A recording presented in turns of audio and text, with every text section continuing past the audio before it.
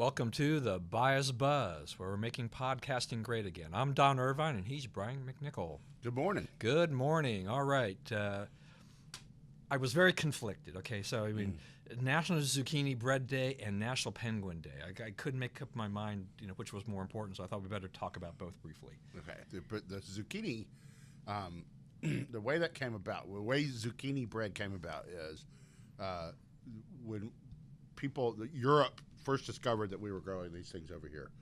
They didn't know how to cook them. You could eat them raw. And zucchini even comes from some word that means eat it raw or whatever. But they didn't know how to cook it. So zucchini bread was one of the things they came up with to do it, to cook it. Oh, okay. That's why we're celebrating it today. Yeah, zucchini bread isn't actually all that bad. My wife's she's getting a lot of bananas, so she's making a lot of banana bread. So we throw some chocolate chips in there. We're like, we're in heaven. But zucchini bread, I got to like that as well. Mm-hmm. Penguins, I know we sprung the penguin thing on you, but that popped up today, and I thought, well, everybody loves penguins theoretically, at least. Theoretically, right? Yeah. I love the things where they don't know where the hole in the ice is. Yeah. 70 of them in a row. And it reminds me of Batman, and I do watch the show Gotham. So little penguin.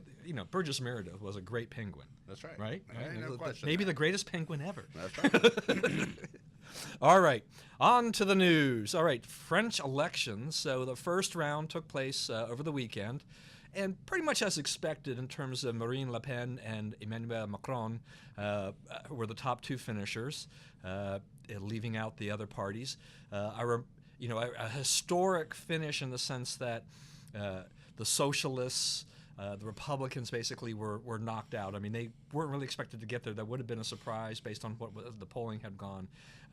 But now they're going to have a very different kind of people running it.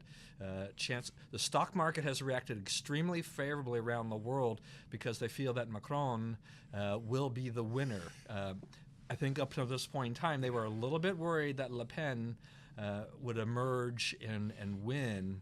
But the runoff is on May 7th? May 7th, and so they believe that Macron will win. Of course, with European elections, you never can tell, but I think it's fairly safe. I don't know. Well, nearly half the people voted for candidates who want to get out of the EU. There was another guy who was eliminated. Okay, she is. This is Trump versus Clinton. Round two, basically. Her support, there's a lot of the parallels. A lot of them are really striking. Her support is from the industrial north, right? Where did Trump essentially win the election? He is the pick of the establishment, keep everything how it's going, the bureaucrats, so forth. His campaign platform is more immigrants, more welfare, more time off work for French workers. That's not where the French, I don't think, see it needing to go. Right? She's a strange family. Is the kind that produces great people. Right? Well, a lot of times you read their stories, you're like, good gosh, But her father has broken with her now over. She is not a Holocaust denier as he is, right? There's a couple of little things in there that he's not speaking to her about. But she was 10 years old. A guy moved into their house to write a biography of her father. And a couple of weeks later, he moved out with her mother. And they went off and got married, and she didn't speak to her mother for 15 years. Her mother didn't speak to her. So here's this girl, and this is the only parent she's close to. Even though they all lived in the same house, she's 30, and she's in her 40s, well into her 30s. Her dad and her sisters all still lived in the same house, and but they weren't close. It was a big old house, and they all had their rooms, did what they do. She is arguing for the kind of change that Trump argued for. She's arguing for taking charge of the country, closing down immigration and so forth. He's arguing for the things Hillary argued for. And his is a play for, establishment, proven decades of this and whatnot. And, I think, the poll out today, it was like 61 to 39 or something. I bet it's a lot closer than that before it's all over. Well, that could be. I mean, as I said, I mean, European elections are are kind of funny. We don't really know for sure until the voting is really over with. French politics, I don't know that I've ever really understood the French political scene to begin with. Macron, I mean, you're right. I mean, very establishment, and this is why the stock market has reacted so favorably, because he represents the steady hand in terms of, I mean, he's a known quantity in terms of, we know what he's thinking about. He's not a big tax cutter. He does want to kind of keep the things the same and stuff like that, and keep more of the programs. There's nothing there when you compare the two between Macron and Le Pen that you see the difference of, yes, Mr. Establishment, and I want to kind of continue on this path, where she is saying, yeah, you said close down the borders. I mean, she's talked about after the terrorist attacks, let's close the mosque down. She's taken some very hard line stance, get out of the EU. Those are things that scare the markets. That it doesn't mean that it's bad necessarily, because we don't really know what, I mean, Brexit is going to slowly move along, and we're going to kind of see how that goes a little bit beforehand. But that does kind of put the fear into the markets. Though we shouldn't necessarily judge everything based on the markets. One of the things I don't know. I saw friends of mine on Facebook that, at least one of them were just like on Macron. Says the thing that really bothered her was that when she found out that his wife is 25 years his senior. Yeah, like, that's kind of what we were. And I saw something where it said that she said that when he was 17, he told her he was going to marry her, and I'm like, whoa. I don't know. Am I? Is this like the Mrs. Robinson, the whole graduate thing a little bit? It was really like, oh, I didn't really, But the French, I mean, they're used to having mistresses and all these other kinds of things. It's a little bit different. Marriage doesn't mean the same necessarily in France as it does elsewhere either. Right. And they also, it's essentially a Frexit referendum. Right. Right. Because if she wins, I mean, they will be moving towards getting out of the EU. That's another thing. It's like the EU people are like, hey, wait a minute, let's settle down here. This guy also, after the first round election, when he emerged into the second round, he took his staff out to a big party at a fancy French restaurant, in Paris, middle of Paris. Everybody saw him, and so she's like, okay, the common people of France are suffering, and they don't have time for parties. And, becoming a big political issue. And he's like, well, it's not all that nice a place. And they show the photographs, and it's a pretty darn nice place. Looking to me, I don't know. But, so there's going to be a lot of stuff like that. And it's going to be, she's openly saying, I am what the Americans voted for with Trump. I'm not going to deal with Merkel, unless she threatens French interests. I have nothing to say to her. She wants to ruin Europe. I'm trying to save it and so forth. She's a, constant campaigner. She's one of these nervous energy people. She smoked 2 packs a day. She quit, and she's vaping, so to try to save a little bit on the lungs. Interesting person, 2 interesting people is going to be, in a consequential election for all the world, Right, and there's a few weeks, a little bit of time between now and May 7th.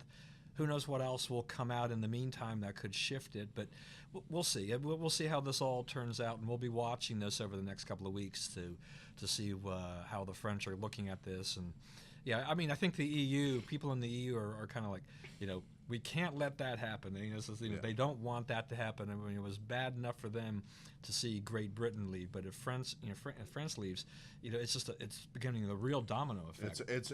Then you really don't have it. Then it's and Germany has to foot the bill, so then it becomes a different issue in Germany, right? Because you don't have the payers are leaving and the takers are staying. Italy's got a lot of problems. I mean, so the remaining countries have got issues, and that you take away these linchpins, and they're in trouble. Yeah. All right. Domestically, so we have this whole government shutdown issue. Trump talking about, I want the border wall as part of this deal to avoid a shutdown. Optically, I mean, he's coming up on his 100-day mark about the same time, I guess, that the government runs out of money. I don't know. I mean, are you pro-shutdown, anti-shutdown? What are your thoughts about the shutdown or potential? I don't think I think he Trump says all these things that he's, like, a lot of people on the right, they're all mad at him now because he's not following through on a campaign promise to declare China a currency manipulator. Well, China saw the writing on the wall and has pulled back on those activities. And he has recognized that. And he has used not saying that and not tipping the World Trade Organization sanctions and whatnot that go with that to leverage against, North Korea, right? So he throws these things out there and then he deals back to the position that he wanted all along. So like now he's saying the border wall, it's got to have money in there for the border wall. Well, now he's saying, well, if it was border security, if it was drones, if it was electronic monitoring, that would be contributing to the wall, and it wouldn't be you building a wall. Well, y'all take that deal. And there's some, there's pretty good indication that it will, that we won't have a shutdown, that you'll at least get a CR, continuing resolution, to keep funding it at current levels for a little bit longer until they hash it all out. But it's going to get, you're going to have the 12 budget bills this year. You're going to have all that stuff is going to get worked through. There's no election. They can keep going all the way to New Year's to get it done. And people want to have these arguments. His skinny budget has identified huge cuts all across the government. They're going to have to get in there and have the appropriations. All that's got to go through Congress. So, I don't see a shutdown coming. I see a climate in which a lot of deals get made, in which the Democrats agree to things, but they're not very public about it. They're not, unless they can run out and say, we extracted such and such a, concession from Trump. They're not going to talk about it, but that is, in fact, what they're going to be doing. Right, and with the shutdown thing, I mean, this my perception generally is that even when they've had these shutdowns, which I generally think is a good. I don't really have a problem with the government shutting down. It's less interference, but the optics for the Republicans, they never win this battle. It seems they never have the guts to finish the battle. Right, like they could have won the Obamacare one with Cruz, but they lost their nerve. The public opinion was moving in their direction. They just couldn't wait. They just couldn't stomach it. Right, and that has been the problem over and over and over again. It seems is that the Republicans just they don't stick to their guns. They don't have the guts to finish this out. They have good reasons, good purpose to do this, and then they let public opinion and everything else sway them. Yeah. And the Democrats put the pressure on, and they just roll over. Yeah. And they get what they deserve when they do that. Right. In that sense, on that. But I thought that Jeff Sessions, I thought his comment about the border wall and this thing was kind of funny, because he said the illegals have received, was it $4.2 billion in refundable tax credits. Yeah. He said that could pay for, I'm thinking like, well, that's kind of an interesting, yeah, I mean, this is a figure that came out a few years ago, I guess, initially out of some report. But you have to think about, there are other creative ways you can do that if they have a stalemate there's it's just, and I think Sessions is pointing out to some other larger issues that are out there as well with illegals, as they clamp down on immigration issues as well. Right, it's 79% decrease in people crossing the border because we're actually down there enforcing the law. Yeah, and people know that we're enforcing the law, and they're like, well, why am I going to take a chance on doing that? Because I'm probably going to get sent back or get stopped or whatever. So it's interesting to see how that's all. Yeah, it's moved from you're almost certain to succeed to you're quite likely to fail. Exactly. Right. Exactly. Yeah. The success rate is very low. I wanted to bring up this as we're talking about Trump and his 100-day mark coming up here and everything like that. So the Washington Post, ABC News had a poll. They released the results over the weekend, and when they summarized it, their lead basically was talking about the historically low approval numbers, high disapproval numbers for Trump at this point in the presidency, something they haven't seen since Eisenhower. I mean, Obama's numbers were higher, even Bill Clinton's numbers were higher, at this stage. But they ignored a couple of things in there that I thought. I mean, they did put these other things in there, but the way where they placed them was the key. The spin of that was the really spin. Interesting. Yeah, so you get in there, and then you find out that when they talk to the voters, one of the things in there was that when they talked to the Trump voters, 96% of them said they would vote for Trump. Oh yeah. 85% of the Hillary voters said they would vote for Hillary again. So then there's definitely some more degradation for Hillary than for Trump. But then the big one, which they just left till the very, very end, was that if the election were held today, Trump would win 43-40. Would win the popular vote. Yeah. I believe that's right too. I think that he's been normalized. So it's one of the things the Dilbert guy writes about. Jeff Adams, Scott Adams. I knew I was going to get that wrong. So one of the one of the things that he says is, he said that Trump has gone from being Hitler to being, in the eyes of his enemies, to being a bumbling idiot. Okay, and he's like, okay, Hitler. Not all politicians are called Hitler. Okay, but all politicians are called bumbling idiots by the people on the other side. So you have achieved normalcy, right? It's been normalized. So we're like, okay, the world's not blowing up. He's really not shooting hundreds of Muslims a day in the town square. It's not all the fear mongering that went on. Those things aren't happening. But the things that he did say would happen are starting to happen. So, I think that's. Well, and there was what's interesting about all of this too, about all these polls, and we're seeing these. We see these about 42, anywhere from 38 to 42, maybe 45% approval numbers for Trump, and along the way. But as in this post thing, that just what makes it interesting too is that despite the hammering, ever since the election, Trump has been just hammered away. You talk about all these things, all the fear mongering, but the liberal media, the Democrats, liberals, everybody has piled on big time. They've hammered. Right. And the result is 96% of the Trump people still would be with her. So there's more withering away of Hillary support out of this group, and he would win. He would beat her on the popular vote. Their tactics are not working. And I want to say the other thing too is that I saw ABC News last night. David Muir went into Louisiana and went into some of the areas where Trump had some very narrow victories, like 500 votes here and things like that. And they went to talk to the people about how they felt, and they found some people who weren't for Trump and things like that. But they still found people who were like, no, I think this is they were giving him anywhere from an A- to a B-, maybe there was a C in there, but they were still giving him relatively positive remarks.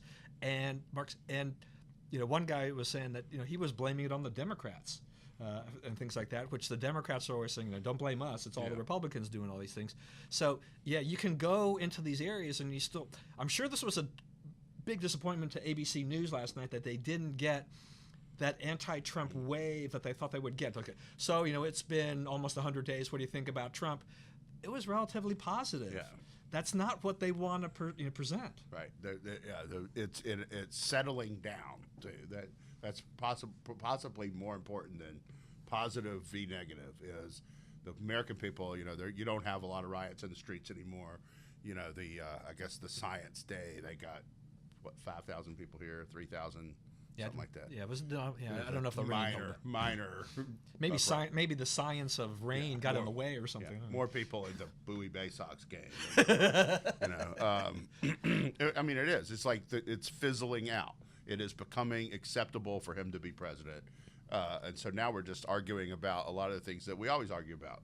And it's being normalized. It's getting to that point, but it is not a normal presidency. The war on the bureaucracy is real.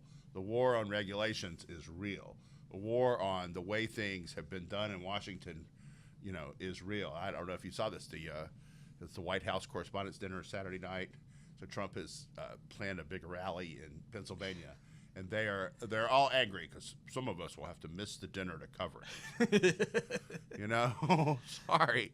It's like we really don't schedule it around, your little club events anymore. It's not done that way.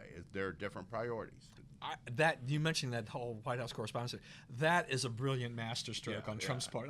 Talk about driving a stake through that dinner and just totally throwing this thing. All that negative stuff. That was heaped on him about this. And all the organizations say, "Oh, well, we're not going to be a part of it. We're not going to hold the parties. We're going to pull out on this." Well, I think he's getting the last laugh on Yeah. this. Let's hold this rally because he's going to get thousands of people out there. He can go and do this thing, and nobody's going to care and pay any attention to White House Correspondents' Dinner. That's right. He's It's just pulled the rug out. second-rate comic up there. Yeah. Again, I do want to say one more thing about this whole ABC News thing. Is just that as you were talking about things, is that there was one woman, that David Muir, and he was kind of squatting down because she was like sitting on her lawn. I think she had her dog or cat or whatever, and it took her months to get over the election results. So she was still going through her cathartic kind of, I'm trying to get used to this, it was such a shock to her system. So there's still a few of those people out there that haven't quite accepted reality. There's just been very, very tough on them.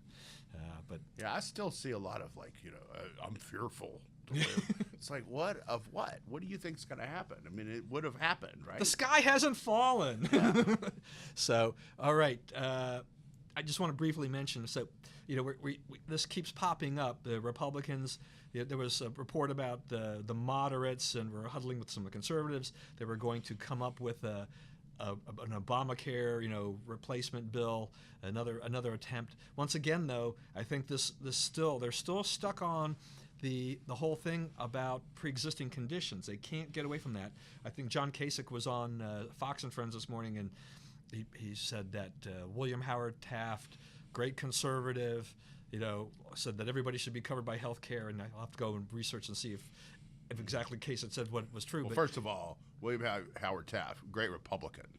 That's not always, now that's usually synonymous with conservative. Yeah. That wasn't the case then, especially Republicans from that part of the country. Yeah, so I think, I think that there's context that was lacking in that.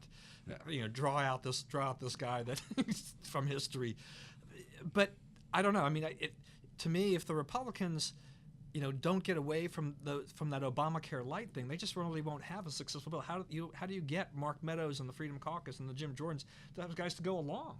Well, they're what the Tuesday group people, the other side, has offered is to let them kill the requirements that plans cover certain things, the list of things that all the plans have to cover. Okay, that's really where the rubber meets the road. You don't have the mandates aren't going to be enforced, and you don't have the coverage requirements. There's not enough left of Obamacare to kill at that point. The exchanges are relatively harmless, right? That's not the part. That's the part Mitt Romney was for, right? So it's the rules that underpin it, and you don't have an answer though if you allow the pre-existing conditions. That's got to be its own pool.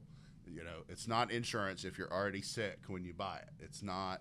It's a bet, and it's not. The insurance company is making a bet too, and you cannot allow them to force them to make a losing bet. Right. I'm sure one thing the insurance companies will be glad about the whole mandate issue and things like that too. It's just that we're supposed to check off or declare when we file our tax returns that we've been covered, Right. have some kind of coverage for the year, and then the insurance companies are supposed to send you a document. Not that you don't have to send it to the IRS, but they're supposed to send you a document. And I guess the copy of that goes to the IRS or whatever. Right. And I just received another copy for me and for Spencer, for my son.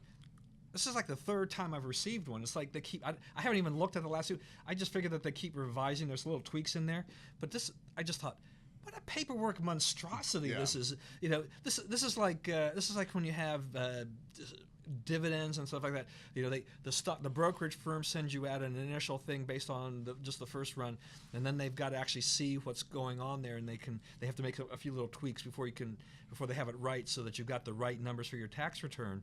But just the amount of paperwork, stocks and bonds don't involve every American, but this whole healthcare reporting thing involved everybody who files a tax return. That's right. This is such a monstrosity. But the key things to remember here are we are working toward a solution, right? Right. This 100 days, Trump is right. It's a false construct, right? It's at this day, where are you, right? And yes, he they say he does not have big legislative accomplishments. Two things on that. One, the problem was regulatory. The last president was a regulatory disaster. So he is right to spend his time addressing the problems of the last president first, right? First of all, you have to get rid of the Clean Power Plan and so forth. There's a lot of regulatory things Right. to unspool. Okay. The other thing is he is passing legislation. It's just not the legislation you're looking at. He's passing, what was the Congressional Review Act, right? So if a regulation has not existed for a year, and it's not had the report filed on it in a year, right? Then they can go back and review, Congress can vote to get rid of that regulation, right? Straight up or down vote. Those, I think it had been used twice before he became office. The last time I saw it was up to 29 times. So that's 29 times he's gotten Congress to vote to take away regulations, right? Big Right. expensive, Right. economy stifling regulations. It's not what you want. It's not what these legislative accomplishments, but that is a legislative accomplishment. That's what I want to see happening, is getting rid of the, unspooling the, what you're talking about, the massive paperwork of government. Yeah, and I don't think necessarily presidents or anybody else has to be judged on amount of legislation passed, because a lot of legislation is bad. Even good presidents can sign bad legislation for Which he has not done. Right. The thing about whatever you say about the Obamacare, bringing that to the finish line, they did not go on to a bad bill. They pulled the bill rather than make the members vote on a bad bill. So there's some speeches out there that some of those guys are going to have to clean up, right? They gave those speeches in support of it before the bill was pulled. But no one has a bad vote on their record. Right. All right. So you mentioned briefly the March for Science, and it went around, I guess, around the country and everything like this. Bill Nye, the science guy, was one of the featured speakers. He has 0 scientific credentials. I think there were even scientists that said, these people really don't know anything. I mean, this was not the way to make a point about science, or to make this whole thing progress, was to demonstrate. This is not what scientists do. This is you must accept our view. Well, Yeah. that's anti-science. Yeah. Right? It's not you must accept our view. It is, we're going to keep looking for the answer, right? Since no one's satisfied we have the answer. And this was a policy jammed down people's throat, and it's like what happens on the left a lot is people tell you, if you say these 5 things, you'll be considered intelligent. So they're like, well, I want to be considered intelligent above all, because that's the new God, right? Is intelligent, is, Right. knowledge. We can solve all these problems, right? So whatever that is, they don't think about it. It's like, hey, I was told, this is important, so this is what I'm going to do. And that's what's going on here. It's like, it seems intelligent to be on the side of science, okay? Do you know anybody who's really not on the side of science? No, right? Yeah. We're all like, yeah, you can prove it to me, but the problem is you haven't proven, this is all about global warming. Right. They don't care about the rest of science. It's all about global warming / climate change. That's all they care about. Yeah, and they can't prove that, so it's like make people believe it anyway. Right. Yeah, and I think, just like a lot of other things with these demonstrations, you have people who are there because it's just a demonstration. It's kind of an anti-Trump thing. This is really the the feeder of it. They don't even know what they're talking about. They don't know what they're talking about. Yeah, Don't really care. Yeah, and there'll be, I think isn't there another demonstration coming up? It's one that's just climate change, I think, coming up. Okay. And I expect, I don't think they'll draw the Bowie Bay Sox either.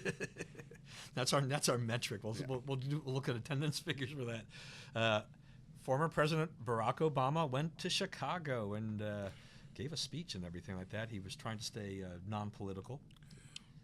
One of my friends says that he, because he was before that he was places where we don't have an extradition treaty, right? Yeah. Okay, so that he is back in the country, but he is pulling punches on Trump. That he's been told, you don't want trouble, don't make trouble. And so he just moderated some event with kids, and we want more of the younger generation standing up and speaking. It's like they're doing enough speaking, but that's fine. You're going to have those events, and he keeps it above. Now he can say, and then I read a story about it. I think it was the Post, and they were saying that that Trump made unprecedented attacks on him. As the former president. Like, he didn't attack Bush. He attacked Bush every day of his presidency, right? And it was written in fantasy land, because it's like, it's unprecedented way Trump has roughly treated him. It's like, he blamed everything that went wrong for 8 years on Bush. Right. I mean, You know? it took him forever before he finally really stopped on a regular basis blaming the economic problems on Bush. Right. You know, those things it just kept happening over and over again during the Obama administration. So yeah. And the idea that like he was nice to Bush is ridiculous. You know? Yeah, and then I saw a report that Obama's going to give a speech for Goldman Sachs or something like that, or some Wall Street firm, $400,000. So you know, I mean, that's a free market, right? And he should do that. He can do that. Yeah, he can. He's well within his rights to do that. But you know, optically, I mean, this for the Democrats after complaining about a lot of these other things. It gives us a chance to chuckle a little bit when they complain about the Republicans and what the Republicans have done and catering to Wall Street and everything like that. Right. So a little bit of that. I think what I'm going to do, let's talk about, since I'm talking about Obama, let's talk about Keith Ellison, because we love Keith Ellison so much, and he made a comment about how Obama was not a great party leader. Well, first of all, Keith Ellison is sort of the truth teller on that side. You know, strange as that may seem to be. Yeah. He does not blow past reality like Bernie Sanders and Tom Perez and others do, right? He does like stand up to it, for better or for worse. And in this case, what he's saying is, Obama didn't do enough to build the Democratic Party. There's the 1,100 state legislative seats, plus the governors, plus the both houses of Congress.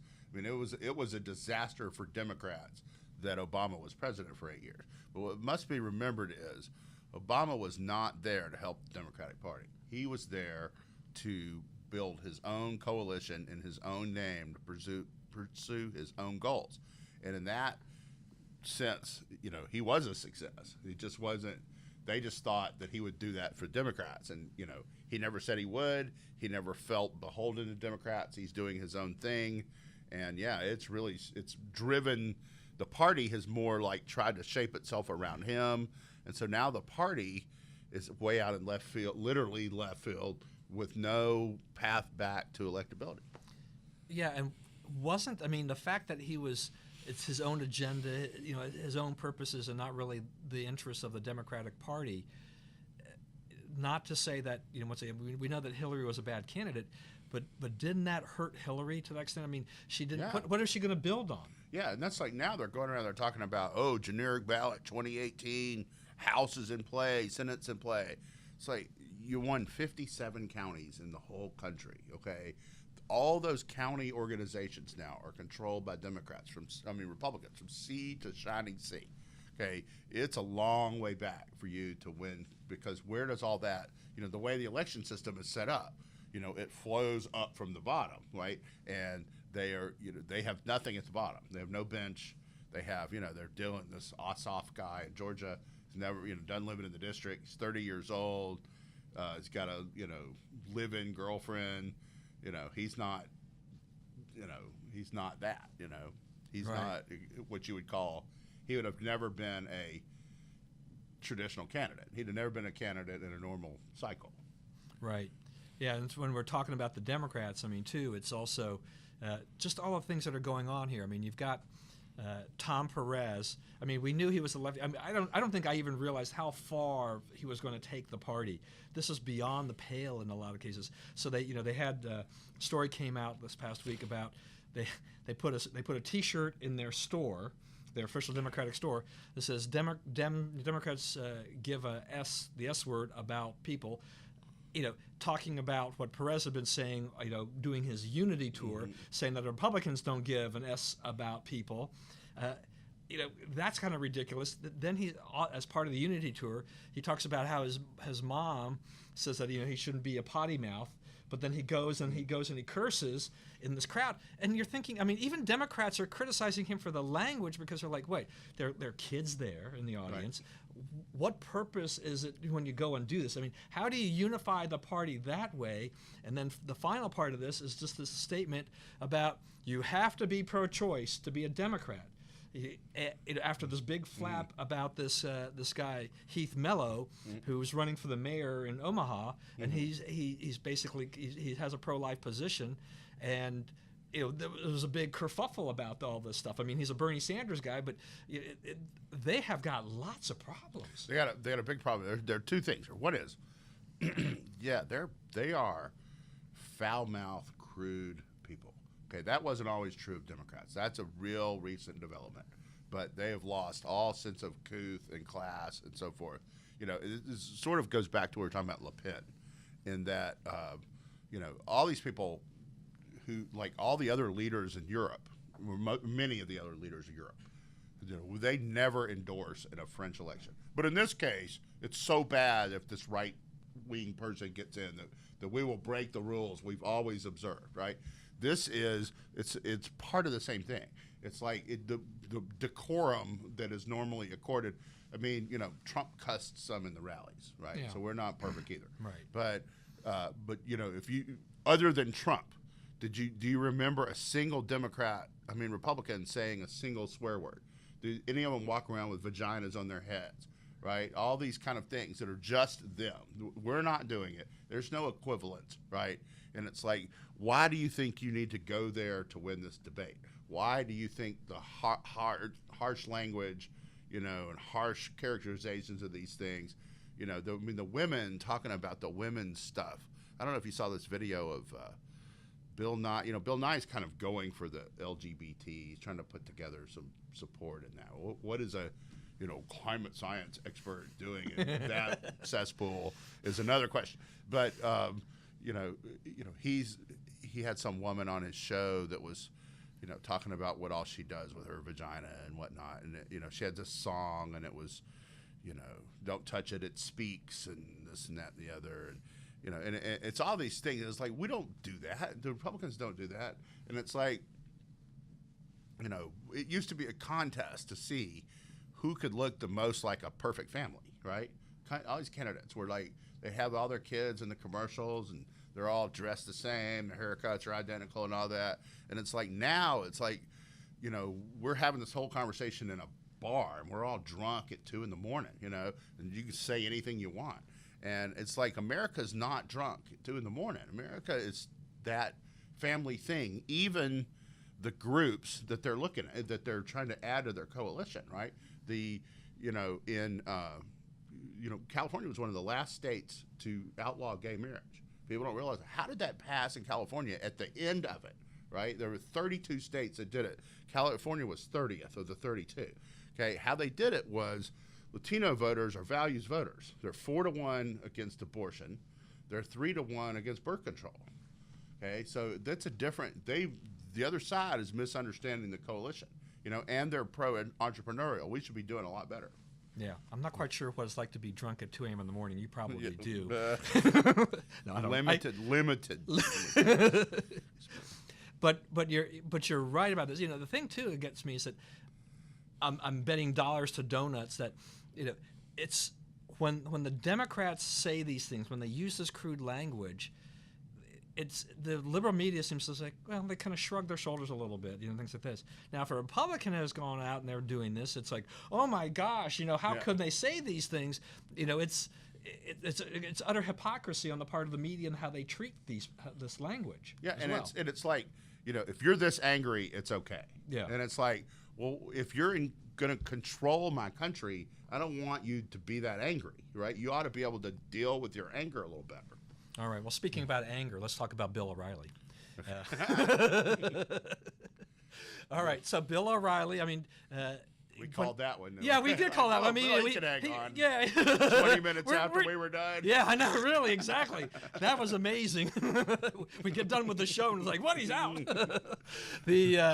So yeah, he's out, and there's a lot of debate about all the reasons for this, and more women have come out since then, and all of this. But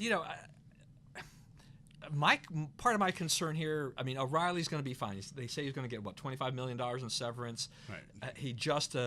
He's actually going to build up his website. He's got his podcast. You get his first one yesterday, right? Yeah, and it's a premium thing. You have to, after next week, you'll have to actually pay to listen to it, and things like that. It's not going to be $25 million worth of memberships he's going to get, But I mean, he's not going to be hurting. It's a little bit like Glenn Beck going for the pay-as-you-go model, Right. which I'm not sure it's ever really worked that well for Beck. But I don't know that it'll work that well here Yeah, either. yeah. But I also see some other outlet. You know, you have 4.2 million viewers a night. Somebody's going to snap that up. well, yeah, and I think that there's enough people that even the Fox viewers are loyal. I mean, they're loyal to the host. They're loyal to the network. So I think Fox will they'll still be the king of the ratings overall, but there probably will be some erosion without O'Reilly because he's the linchpin at 8 o'clock.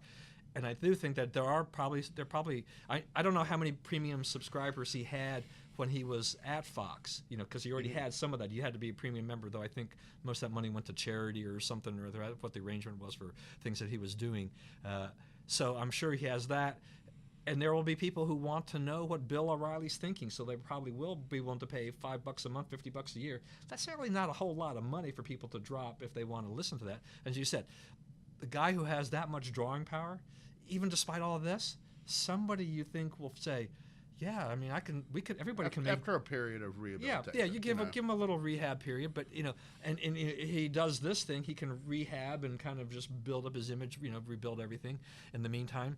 But I'm kind of questioning, with the Murdoch brothers, basically, in control, and they made the changes really, really quickly, much quicker than I thought they would do it. In the sense, they now moved Tucker to 8 o'clock hour, so that's his third time slot already since the show started, and then they put the 5 in at 9 o'clock, and I think that one's pretty clearly temporary. Yeah, well, I hope so because, my personal feeling is that a show like that doesn't work in a time slot like that. I mean, Maddow has a chance to just eat their lunch. I mean, that's a gimme to MSNBC in that hour at this point, more or less. I mean, Maddow has a better chance of winning that hour in the demographic than she did before because of that. It's a little bit harder, But some of the other moves that they're making in terms of like giving Eric Bolling his own show. Okay, maybe you like him. I don't know. I'm lukewarm about him hosting his own show. When he hosted O'Reilly's a Vacation, I just basically always tuned it out. So I don't know that the moves that they're making necessarily are the best moves. Maybe they'll wait and see how the ratings pan out and then start kind of moving things around a little bit more. I think this is set something up and then evaluate it and get rather to put an established shows into place rather than throw somebody in who hasn't had their own show or has been another at a distant time slot that nobody watches. I can understand that strategy. Yeah. But hopefully it won't, I don't know, the ratings, it'll take a little while. I haven't seen the flash ratings for last night. I know a lot of friends of mine complained that Tucker was having Caitlin Bruce Jenner on last night. And I was spinning through it and I saw this and I'm thinking like, no, I don't think I can actually watch this.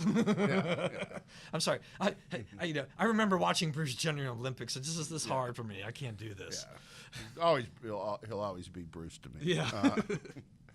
That's one thing. I don't participate in that. It's like you could change your name or whatever, but you're boy. You're a boy. Yeah. And dress how you want. I don't hold it against people, and I understand that in most cases people who would do something like that, they're not happy. There's stuff going on that I would not want going on in my heart. So right, I understand. So I do feel sorry for him, pray for him, whatnot.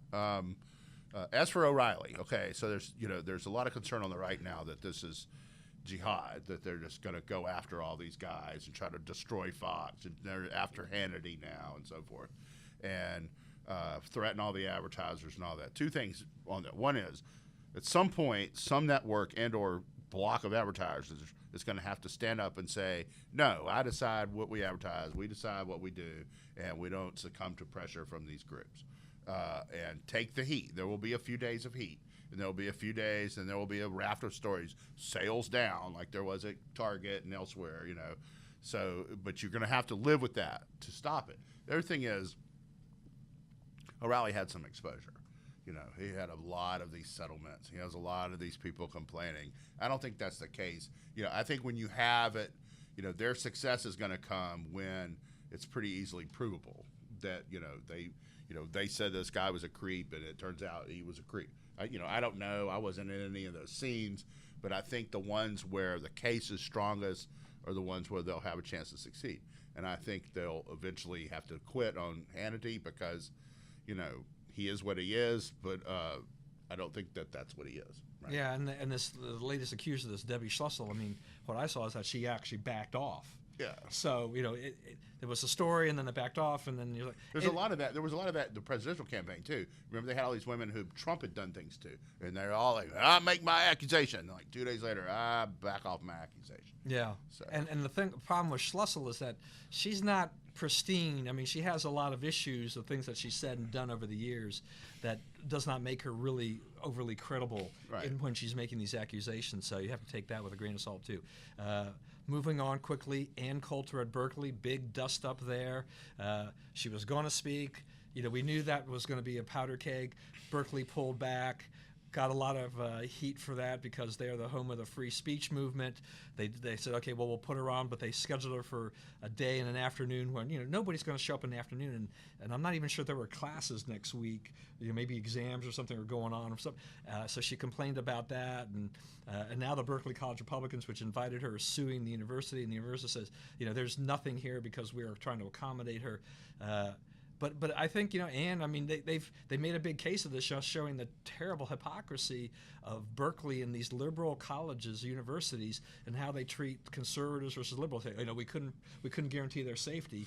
They hadn't done anything to try even protect anybody's safety, really. This police had been standing by, going, well, whatever. Yeah, right. It's like you could protect their safety just by ordering that her safety be protected. Yeah. Right. I mean, you're not ordering that now. You're going the other way. You're like, whatever happens. It's her fault for running her mouth. Right. If I'm her, I take their deal and I speak during the middle of the day. There won't be the attendance there might be at night, but there will be a lot of attendance. I don't think there's going to be any problem getting people there and getting demonstrators there. Right. They're going to say whatever time that speech starts, that's when I will be there. Skip work, school, whatever, but I don't think she should put down a lot of conditions, right? If they make a way for her to do it, I think she needs to go do it. And God bless her for having the courage to stay at it, right? I mean, that's give it back to them, make them prove it. Well, that's the thing. I mean, if you're the Berkeley administration, do you really want to pick a fight with Ann Coulter? Yeah. I mean, that's like one of the worst people you could pick a fight with, to choose to pick a fight with, is Ann Coulter. She doesn't back down for anything. From anything, and she will keep writing until her fingers fall off. Yeah, and this was a perfect situation for her, to kind of be the poster child for this. This is it. I mean, people can say things about her, but it's very different for her than with Milo. Right. I think, and so, I mean, I can see your point. I mean, I would say, at this point, with all the controversy, with all the publicity, whereas before maybe not as many people would have shown up, people probably will skip class, make time, do whatever, change their schedule to see this after all of that. Right. Yeah, I mean, I could see that happening. So it has yet to be fully resolved. I think she was supposed to show up. She said she was going to go out and speak, and that was going to be Thursday. So I don't even know. I haven't looked to see whether or not she was still planning on being there to speak or whatever. She's supposed to. Yeah. Right now, I think she's in that slot. Yeah. She's going to take that. She's not said she would not take the slot. So we'll have to wait and see what happens here. Just a little tidbit here. Theresa May, Prime Minister, Great Britain, has hired former Obama campaign chief Jim Messina. Messina worked for Cameron, right? Mm-hmm. So they seem to like him. For the upcoming election, interesting choice. It is, and what it shows you is, the thing that's important is that the person, the actual politician, has a plan, has a direction. As long as they do, these, Hillary's calculation was that the Jim Messinas of the world are the ones who win the elections. Jim Messina's name ID rate is 1%, if that, right? I mean, us political junkies know who he is. Most of the world has no idea who he is. We know who Hillary Clinton is, right? So if you're going to run for president, it's not Jim Messina's intelligence we're voting on. It's yours. It's your direction. And Theresa May definitely knows what she's trying to do here. She definitely has a plan to eradicate the Labour Party and get Brexit completely done. And, so once you have the direction established, which side of the track these guys come from is kind of irrelevant. Right. You want the person, theoretically, the best person who can execute this plan and make it successful. Right. And that, for them, it's Messina in this case. So and for Messina, I mean, it's going to be a good gig because, barring some unforeseen circumstance, they're just going to wipe the mat with this. I mean, they're going to clean up in this election. So it'll be good for everybody. Bringing back to Louisiana, New Orleans in the news because they're removing all these Confederate era statues. Jefferson Davis, P.G.T. Beauregard, Robert E. Lee, and the Battle of Liberty Place Monument, which is the first one I guess they removed, was this Liberty Place Monument. Right. And I didn't know anything about the Liberty Place Monument until I saw the story. Yeah, and it was they're saying that's the worst one. A friend of mine, a guy I grew up with named Thomas Carmody, is in the Louisiana House of Representatives. He's introduced legislation to stop this, and it has not gotten through the process. But it's not just in New Orleans. There's the Caddo Parish Courthouse in Shreveport. There's a monument they want to. This is a big problem in Louisiana. There was a lot of they suddenly came into oil money when no one had any money. So, and it was right after the Civil War. So a lot of money got spent on these. They're all over the state. And like my mom worked at something called Confederate Memorial Hospital in Shreveport. It was the state hospital. Louisiana is the only state in the union that operates its own hospital system. So they told them at some point in the 70s, they said, you kind of need to think about changing that name, right? So they did. They changed it to Confederate Memorial Medical Center. I'm not kidding. That's actually true. Now it's called LSU. It's part of the LSU system. But yeah, that's what they did. And I remember her having that sticker, the parking sticker, CMMC on her car. So, so this is a long battle in Louisiana. There's a lot of these things. So if Thomas's bill can get through, I don't think the Democratic governor, I don't think he'll sign it. It would protect some of them, but this could all be over in a matter of days in New Orleans. They're mad about it. Yeah, I mean, we see this movement go around all over the country. I mean, we've seen it even in Maryland. They're trying to remove these things and move these things around.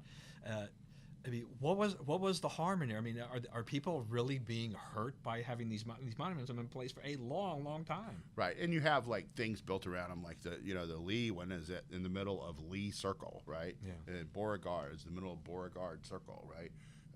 And these were just military leaders of an army. It's a sticky issue, and I get what the other side's saying, but. I hope we can get to some understanding on this because it's it doesn't seem solvable. And you think about it like I had people fought in the Civil War in my family, and they write these letters, and the letters are not about we got to preserve slavery. No one in my family ever owned slaves, right? They're about we're not getting paid, the food's terrible, So this was you figure 4% of the people in the South ever owned slaves, so. Did the other 96% fight the war so the rich people could have slaves? I don't think so, right? That doesn't make a lot of sense. So what was it really? It's hard to identify what it was really for. Right. All right. Well, we're down to 2 minutes, so go with the 2-minute warning. Take anything. Nick Tillier turned for the worse. Something happened. He's the deputy and shot in East Baton Rouge Parish deputy shot last summer. Still recovering. His fiance is my cousin. One of the exit wounds has become infected, and they have to shut down all the rehab stuff and go back in there. It's a pretty serious threat to him. A lot of concern down there for him. Prayers for him. All right, and I'll just finish here. We were going to talk about Erin Moran, former actress from Happy Days, who died the other day. It's kind of a sad story, child actress, but never really found any success after Happy Days and Joni Loves Chachi was over with. A lot of drugs and alcohol and a lot of other issues, though I hear that she may have died from stage 4 cancer. That may have been the actual cause, but it was she definitely didn't die in any opulence, and it's just kind of a sad trailer or something. Trailer, right? Yeah, she'd been kicked out of a house, had lived in a trailer, and even been kicked out of the trailer, I think, with her mom at one point. So it's just too bad. Yeah. So she's received. I think it was it Henry Winkler or one of the others had tweeted out just maybe now you can find the piece that you've always wanted. Yeah. So we'll leave it at that. All right, thank you once again for joining us for the Bias Buzz podcast. We'll be back at our regular day and time next week, and until then, see you.